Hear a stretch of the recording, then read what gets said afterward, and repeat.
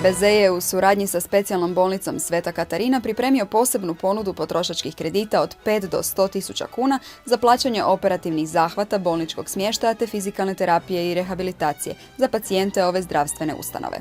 Kamatna je stopa fiksna, godišnja i ovisi o roku otplate kredita koji može biti od 2 do 7 godina.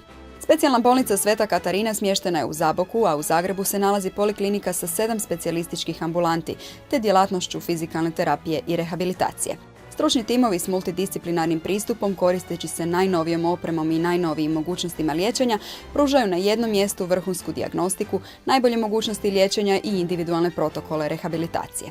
Više informacija možete pronaći na www.svetaKatarina.hr. Do iduće emisije srdačan pozdrav!